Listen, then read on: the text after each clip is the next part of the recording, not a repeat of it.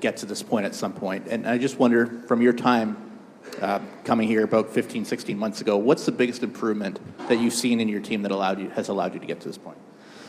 I think we've improved in a lot of areas, but I got to go defensively if I want to point. And just the one thing out, I think we're more okay with having play in our D zone and spending time there and not getting frustrated or getting out of place just because we're there for 30, 40 seconds. I think we understand now how important it is to, against these top teams, you're going to play some defense. But at times there's going to be minutes and I guess chunks in games where you just have to play and not cheat the game and not trying to create something that's not there, because that's when they sting you. So I do think we've matured a lot in that department. So if I'll say one thing, I'll go with that. We'll go to left side, fourth row, Salim. Hi, either one, if you can answer this. I'm just curious, like, how have you seen this group evolve in terms of living in the moment right now? We just talked to Stuart, and he was kind of dancing along during the end of the previous game. Like, have you seen this group's mental approach change in terms of living in the moment versus maybe before during the season where the task seemed a lot more daunting? Maybe more. Was this to me? Okay, I'll go. Yeah, I mean, that's a great sign, obviously. But again, I thought that second round against Vancouver was so much tension, so much pressure, so much like the Canadian matchup and all that. So when we got past that, it was a big boost for the whole team and kind of just playing free. And I think that's what everybody's doing right now. We're just out there to have fun and hopefully the score goes our way. And they have the last couple of games here, and the guys seem to enjoy themselves. I mean, it's that time of year, and you got to enjoy the journey. That's what I'm keep hearing from guys that win. It's like when you get that cup in your hand sometimes after that, it's just like, okay, well, was this it? Because it's the journey that actually is the thing, and you got to enjoy that and embrace that, and that's where you create your memories. So it's nice to see that guys are loose and just out there to play and have fun. Right side, second row, Josh. Corey, you played with some great leaders, Getzlaf, Solani, Weber. We've seen what Connor's done on the ice, but what stood out to you about his leadership behind the scenes and how he's dragged the group back here to this point? Well, everybody knows what he does on the ice. Tremendous, world-class player. And off the, you kind of see his demeanor, the way he plays. He just goes out and plays, and he lets his play do his talking. He's not like he's in the room yelling and screaming and getting everybody going. He's as you guys know, he's a pretty quiet guy, and but he's always in the middle of something. He's always around. He's always talking. But he's not yelling and screaming. He's there. And I've played with some guys that are the exact same way. And Scott Niedermayer was the exact same way. He just let his talking, on the ice and the way he played. And that's how most of the guys are, and when they can lead like that. Right side, front row, Stephen. Another McDavid question. Mattias, you played against Connor for a long time. I'm wondering, what did you not know about Connor that you've learned since coming here and his ability to kind of rise to the big moments?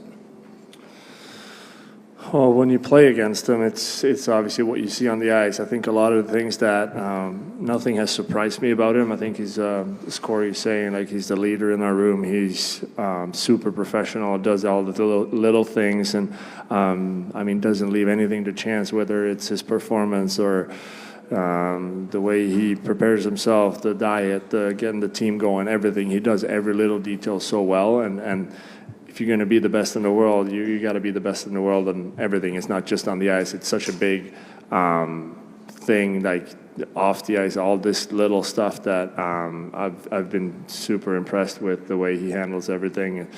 And not that it was a surprise, but it's been great to watch. Right side, second row, Mark. Yeah, Mattias, you're becoming an Edmontonian here over the last year. You live here, you got kids here, go to the outdoor rink in the winter. What's it like being around this town now? What's the, how's your family experience? Can you walk down the street with a dog anymore? What's it like around here? It's been different for sure. Especially this playoff run has been, people are excited, people are happy, and I mean, it's just a great thing at the end of the day. But having kids, like I actually went to our community league soccer game yesterday for my son, and he comes running up to me and he goes, "Daddy, my teammate wants to meet you." And I go, well, that's got to be pretty strange for him, knowing that, like, obviously I'll go meet them, but there is some tricky things that you got to kind of talk to a 6-year-old then afterwards and say, well, this is why and this and that. So there is some challenges with that, but we're embracing it, and it's just fun. Like, people love hockey here, obviously, so those are just some things that pop up every once in a while, but again, we've loved our time here, and we still do, so it's I have nothing bad to say. Right side in the back, EJ. Mattias, this one's for you. Just wanted to ask you about Philip Broberg. How impressed have you been with his just ability to jump into this and make things happen? Who did you say now? Sorry. Philip Broberg. Broberg, sorry.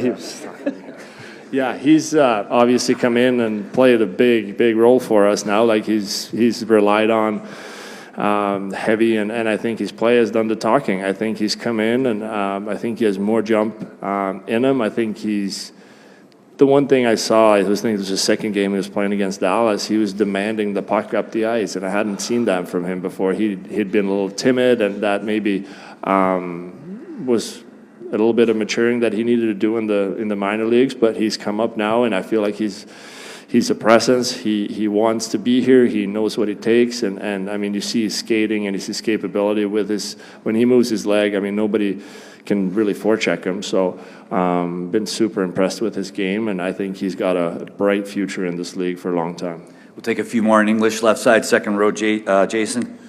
Corey, you've been through lots of different Stanley Cup finals. This one obviously different because you've never been down 3-0 before. But you look at this game tonight, you have a big win, you come home, and there's the expectation, the crowd, from this is like a guaranteed win. What's the mental approach? Is it different coming home for this 6 than it was 5? Like, how do you view it? How do you compartmentalize everything as far as, the importance of the game tomorrow night? Well, our backs are against the wall. There's no easy way to put it. So you have to have that mindset as we've gone into Game 4 and Game 5, and it has to be the exact same way. We have to come out and we have to get that jump early, and we've done that in the last couple of games and never look back. But it's this game, you have to be ready to play each and every night. You never know what's going to happen, the ebbs and flows of a game, and but we're excited to come home and play in front of our fans, and we feel comfortable coming home and playing here, and these fans they give us that extra boost. So we have to, like I said, we have to be ready to have that same mindset that we had in Game 4 and 5. Right side, third row, Guillaume. Hi, Corey. You were with the Habs in 2021 when you came back from a 3-1 deficit in the first round. Can you see some similarities between what Connor is doing, is taking over this series, and what Carey Price did back then?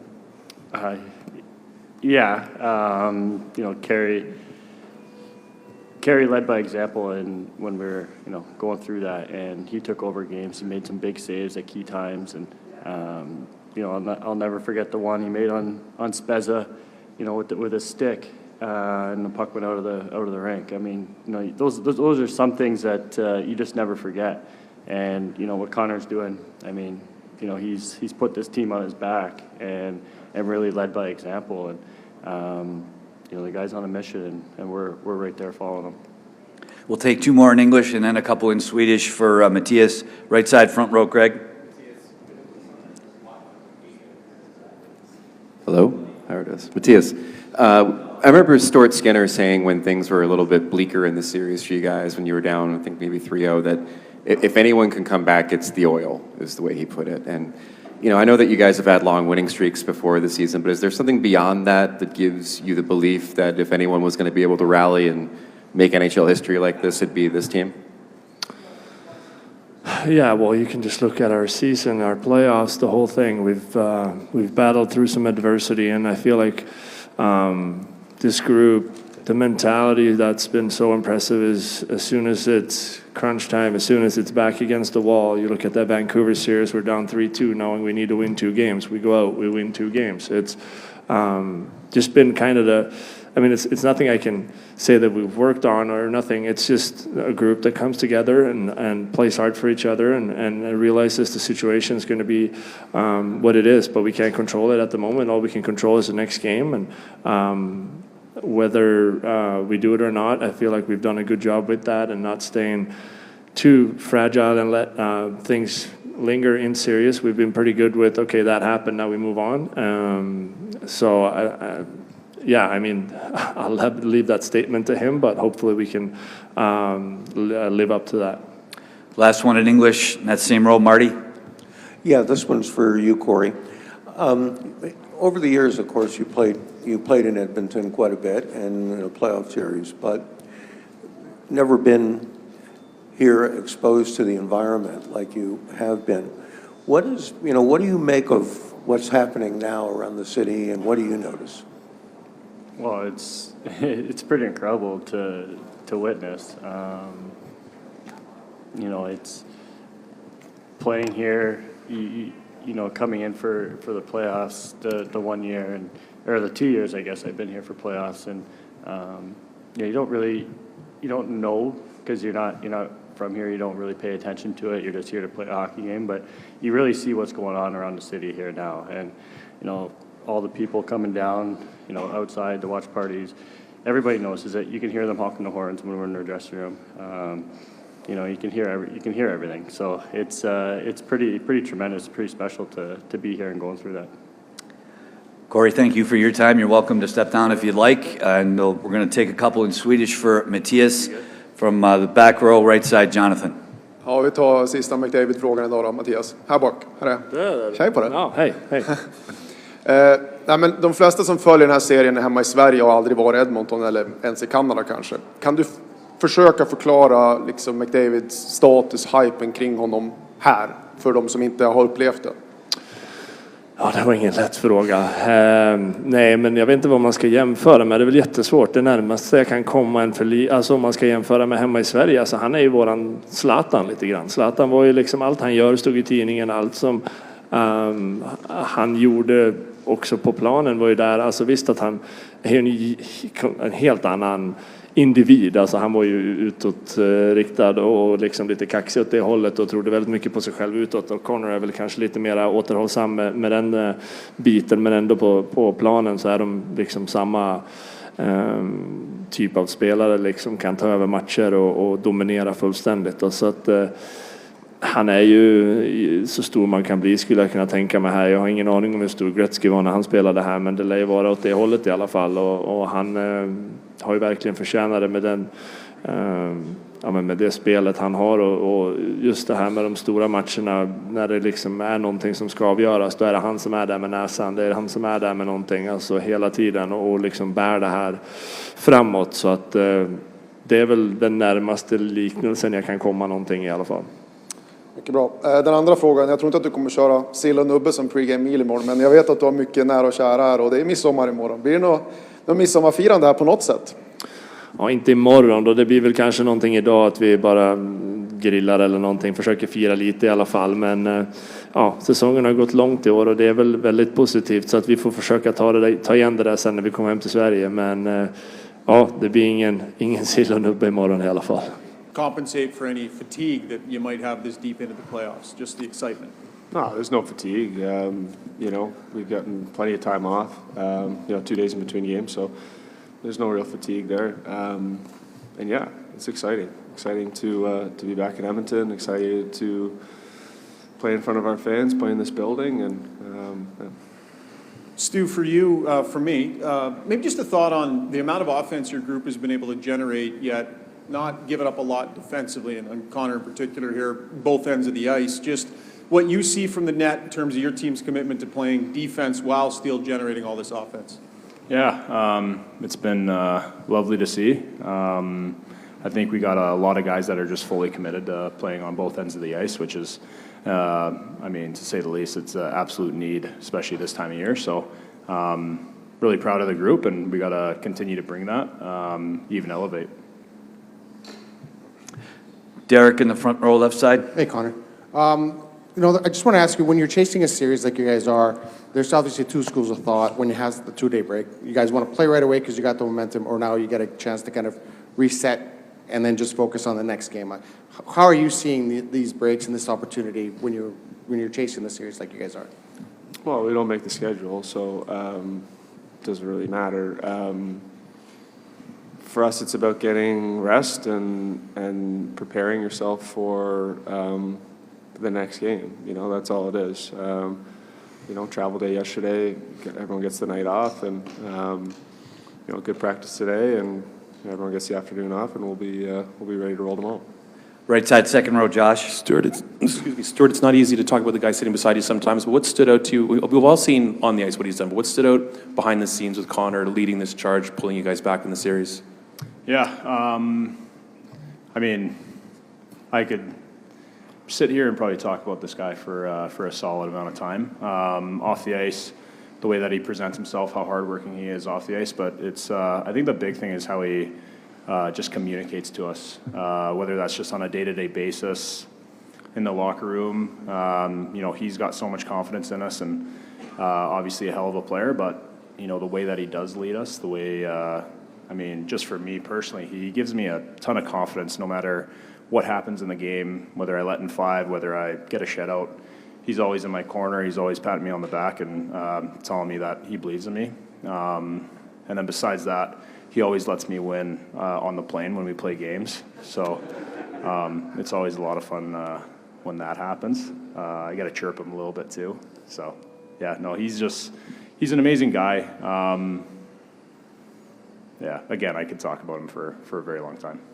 Right side, front row, Steven. Connor, obviously you spend your life trying to get in a situation like this. What has this whole series been like for you, this entire run? Like, are you enjoying yourself? Like, what is your kind of day-to-day feeling about all this?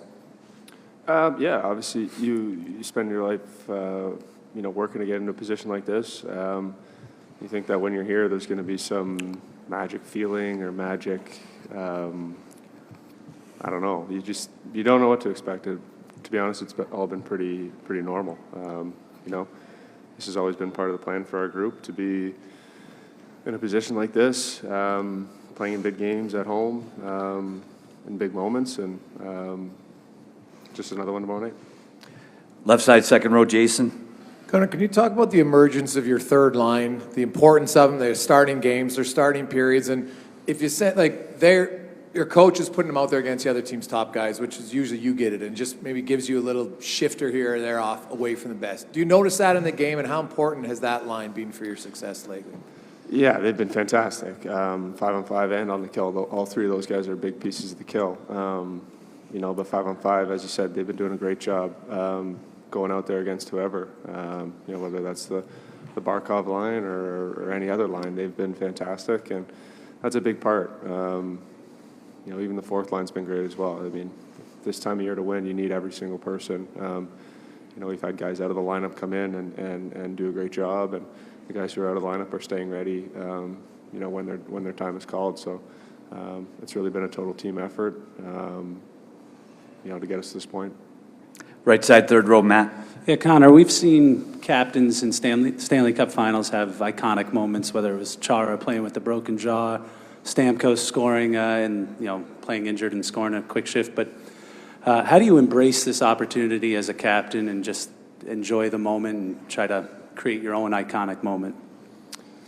I don't think you're thinking about that. Those things just happen. They're a byproduct of being prepared, all the work that we've done throughout the regular season, all the work that we've done through this run.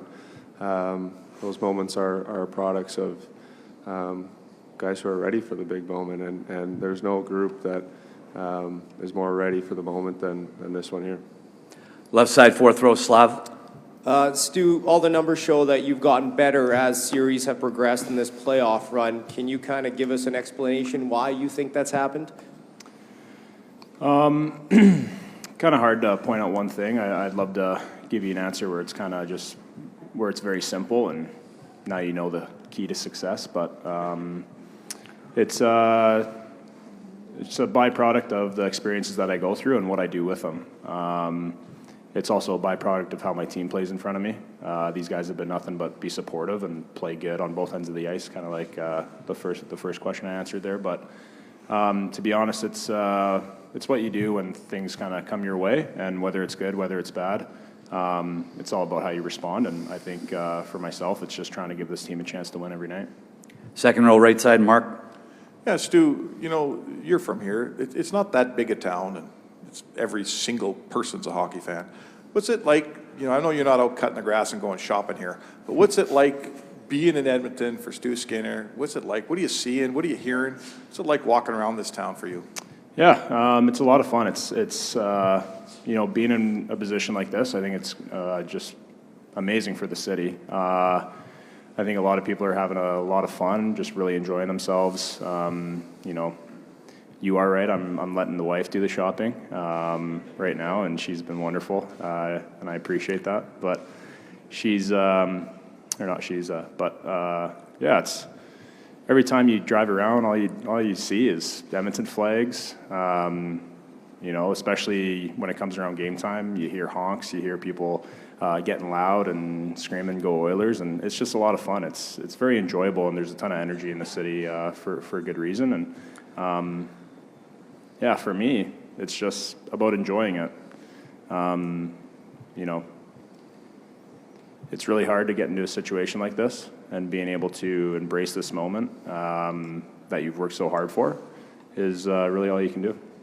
We'll take a few more. Back, right side, back row, Dan. Stu, this one's for you too. So the other night, Connor said, you know, we want to drag them back here to Alberta, and well, here we are. You wanted to do this. You wanted to be here. You had to come back anyway. They didn't want to do this, the Panthers. Do you think that makes a difference in the mindset of these last 2 days of one group really wanted this, and the other is not happy that they're back here? I think to answer that question, I would just say I hope so. I mean, we absolutely wanted to bring them back to Edmonton. Otherwise, it would have been over for us. And again, we want to do the same thing. We want to drag them back to their hometown in Florida. But it's about taking it one day at a time. We got a really good practice in today, and just preparing to play these guys tomorrow. It's going to be a great task. And I think again, it's just kind of being in the moment and really enjoying playing these guys. They're such a hard-fought team, and it's always such a good battle every time we step on the ice with these guys. So it'll be a lot of fun. We'll take two more. Right side, front row, Jim. Stu, on TV the other night, they were playing the music in Florida, and you seemed to be playing along with the music. Were you? And do you have a song that's playing in your head as the game's going on? No song in my head. I used to do that when I was a lot younger. I would. It was kind of funny. I'd always kind of sing a song while I was playing, but now it's, yeah, when I hear a tune, that's easy to go along with. Sometimes you'll see me bob in my head, and yeah, I mean, again, it's just enjoying where you are in the moment, having some fun with it. Keeps you a little bit loose for myself. Everyone's different, but yeah, sometimes you'll see me nod to the music for sure. And last one, right side, fourth row, Tony. Hi, Connor. In Fort Lauderdale, we briefly talked about your team's ability to stretch the ice and what that's allowed for you guys, especially in the defensive zone. But just to piggyback off that, is your team's ability to adapt to the situation one of the greatest strengths about the group? Yeah, I mean, we got a great coaching staff that do nothing but prepare us for our opponent and make adjustments where they see fit. And sometimes they work, sometimes they don't. But you know, more times than not, they've worked. And yeah, I mean, like I said, they're so aggressive. They want to, jump where the next puck is going. So, it makes a lot of sense to try to spread them out a little bit, stretch them out. And we've found a little bit of success doing that. And yeah. Conversation. Can you give us an idea of what that conversation looks like? When he's healthy, does he go, or is there some more consideration there? Yeah, we've got some things to think about. I still haven't seen TD follow up on exactly how good he feels, but we have possibilities. We'll go that same row with Derek. Hey, Chris. I just want to ask you, when you guys want to mentalize every game like it's just one entity going to the next. Does having the 2-day break help in that regard, or would you rather kind of try and take some momentum from the last one? I think it'd be best to play. I don't know, just get it over with and move on, not have the 2 days off where you talk about momentum, but I don't think momentum lasts very long. I think our guys feel good, but it is what it is. You know, after losses, I can say that we want to get back at it and not think about it too much. After wins, we don't want to think about it too much. We want to get back to playing. So it is, I don't know. I don't think it makes much difference. Right side, front row, Steven. Chris, you've known Connor McDavid for a long time, and he obviously puts a lot of pressure on himself and a lot of responsibility for how a team performs. What is it about kind of the way he approaches a game that allows him to kind of handle the pressure he puts on himself and deliver in those moments? I don't know. Well, I think the first thing is he loves the game. I don't think you can be exceptional at anything you do unless you absolutely love what you're doing, and he loves playing hockey. Obviously, there's some talent that he was inherited. A lot of it he had to work at and improve. I think that's the most important thing. I think he just is a very competitive person also. Wants to win, wants to be the best. So between his love and passion, I think that just allows him to rise up and make those plays at significant times. Right side, back row, Dan. Chris, you guys wanted this, right? I mean, you wanted to bring them back here. You wanted to be at the rink today playing. They didn't want any part of this. They wanted to end it the other night. Do you think that plays a role in mindset going into, over these 2 days, going into a game that one team wanted this and the other team, well, it has to do this because of what happened? You know, I can't speak for Florida, but I know for our group, we've enjoyed this whole process. We've enjoyed just the fact that we've handled adversity all season. You know, being 32nd in the NHL at one time to facing elimination games in difficult times through the playoffs. And right now, any extra time that we get to spend together, any extra game that we get to play, we feel very fortunate to do. And, you know, we feel very fortunate to be in this Game 6 situation. But I know I've got a team full of guys who are hungry to make sure they get to play 2 more games and not just 1.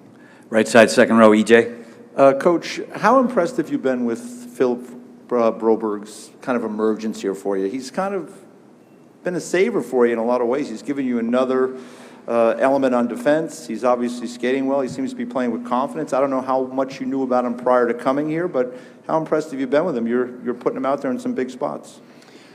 Yeah, Broberg, I didn't know very well.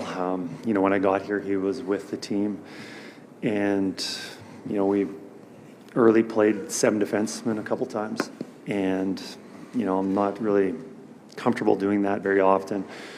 We had 6 defensemen who had been playing really well together, and for him, you know, he wasn't benefiting being here as a 7th defenseman, and he went to Bakersfield, and I think they did a heck of a job managing him. I say managing him, like coaching him up and putting him in situations to succeed. He went there with an outstanding attitude of, you know, a lot of times players who are good enough to be in the NHL that get sent to the American League kind of have a chip on their shoulder and don't go down there and play their best and don't make the most out of that situation. I think we had 2 players that did that, Dylan Holloway, Philip Broberg. They went to Bakersfield and played exceptionally well. And then when there was an opportunity for them to come back to play for us, they did an outstanding job. And Broby, we put him in a difficult situation. I'm not sure which game it was. Actually, I do. Game 4, Dallas. Almost a must-win game, and we put him in a situation where he played really well. And since then, he's only continued to play better and better. And you know, we're very fortunate to have him. You know, we wouldn't be in this situation without him. I think he's helped our team. Right side, fourth row, Tony. Morning, Chris. Just over here. Just asked Connor McDavid about the team's adaptability, and he said it starts with the head coach and the coaching staff. But I ask you, how open and willing and fluid is this group in receiving that feedback? I mean, in the previous 2 rounds, you guys fell down behind and came back and got the job done. Of course, looking to get the job done now. But how fluid is that group in that dressing room? We've been able to make changes, and they've been able to adapt and play well. If you know, each series, each game, we're looking for different aspects where we're trying to match lines or add a little more physicality, more speed, or puck play, or we need a penalty killer, whatever the situation is. We've been able to maneuver our lines a little bit, our lineup, and you know, that's it starts with Ken Holland putting our roster together, knowing exactly what our team needs. You know, the trade deadline was going on, you know, weeks prior to it, and, you know, we had conversations on what do you need, what do you like, where are you, what do you think we're missing? You know, I threw out some ideas that I had, but, you know, I think Ken, obviously, going through it for so many years, knew exactly what we needed, and, you know, he took my advice a little bit, but he was one who really knew what we needed and addressed those. So, you know, having that fluid lineup starts with Ken, knowing exactly, having a vision of what we needed. But a lot of credit to the players on being able to go in the lineup after not playing after long periods of time. You look at, you know, right now, look how well Connor Brown's been playing. Connor Brown didn't play in the first round against LA. You know, he came in, I believe, game 2, the second series, and now he's been playing phenomenal. And, you know, we've had a lot of stories like that. So, you know, so to answer your question, I think Ken should get a lot of credit. Left side, fourth row, Salim. Hey, Chris, over here.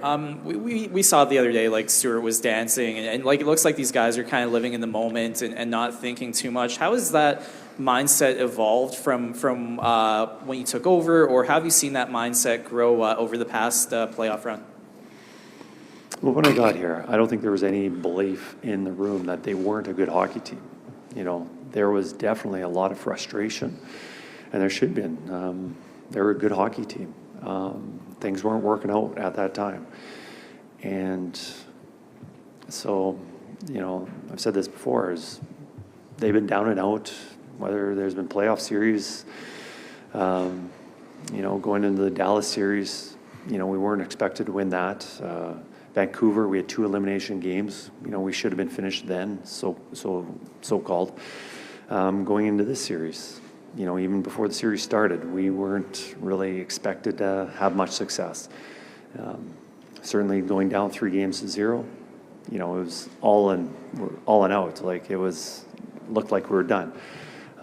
But for our guys, you know, I think they've been just enjoying the moment, having fun, trying to stretch our season out as long as possible.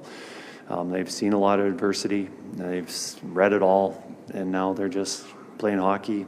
You know, you've heard a lot about the players talk about they play their best with their backs against the wall. You know, that puts a lot of pressure on teams, and sometimes you see a lot of players clamp up, not play their best because of that extra stress. Our guys have gone through it so many times, they're just savoring the moment. Left side, second row, Jason. Chris, Leon Draisaitl has been one of the most productive playoff guys in history.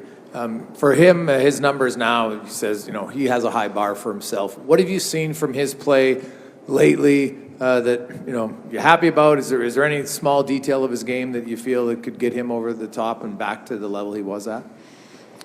No, you look at the points and the goals for, and so often you just look at those stat lines and you think, you know, he's not playing well. And, you know, whether it's a regular season or the playoffs, you know, very similar to what he said after the first 3 games of the playoffs, this series, for our team. Could be the same as what I'm going to say about Leon is, you know, just the numbers don't usually add up. Doesn't tell the whole picture. you can play a game where, and I've seen it, guys are terrible, but just everything lined up, whether there was bad mistakes by the opposition, the goalie was out of position, or your line mate did all the work and all you had to do was tap a puck in 2 feet. You know, I've seen players get hat tricks or just career games where the rest of it wasn't very good, but you look at the stat line and it was really good. And right now I think of Leon's game right now, you know, he's been playing well. Has it been what it sometimes is, what it was against the LA series or other times during the playoffs? Maybe not quite, but it's still been pretty good. He's been doing a lot of things for our team and just missing the goals and assists, and that a lot has to do with the luck factor. Left side, fourth row, Slav. Chris, you've had your best player step up on the biggest stage with your season on the line. What do you think that does for the rest of the group to see McDavid play the way he has in terms of, you know, I guess a confidence, from a confidence standpoint or a psychological standpoint for the rest of the group? It starts with your best players. If your best players are going and playing well, everyone else follows. If you're in the dressing room, you look around the room and you're looking across your leaders and you're not sure if they're ready to play, whether they're nervous or struggling or whatever, you know, it puts in a lot of doubt in your team. But when you look across and you see Stuart Skinner playing as well as he is, Connor McDavid putting up back-to-back 4-point games, you know, that gives your team a lot of confidence, and your best players do that, and everyone else is like, okay, they've got it. They're our best players, and they're ready to play. All right, we're going to be okay, and just gives confidence throughout the dressing room. Last one, second row, right side, Mark. Hey, Chris, so you're a little kid going to a big game in Imperial, Saskatchewan. Bob's probably playing in like some kind of provincial final, but my point is, big hockey games in Canada are a big deal in the whole town, right? I don't know what it was like for you as a kid. Now you're presiding over the senior hockey team in a 1 million person city, and it is a big deal Friday night. Like, everybody's pumped about this game. So tell us about a Canadian city that gets this game, right? That gets the opportunity to play the last game of the season in their town. It's a big game. You know, what's it like for you? Well, just going back to my hometown, when I was going to that big game, whether I was playing in it or watching it, I don't know, just mostly thinking about going to the rink, watching those games. All the lights out were everyone's house, the lights were out, and everyone was at one location. That was around the hockey rink. All the cars are parked there, and everyone's there, and that's where the excitement is. I guess it's going to be kind of that feeling here in Edmonton, where a lot of people are watching on TV, around the building, in the building. The excitement's high. You know, for us, our team to be a part of that, playing that game where so many people are interested in what happens, you know, we're thrilled to be part of that. So, and you know, we're thrilled to be a part of that last game being played in Canada, but we'll also be very thrilled to be playing that last game, which is going to be a game 7, hopefully.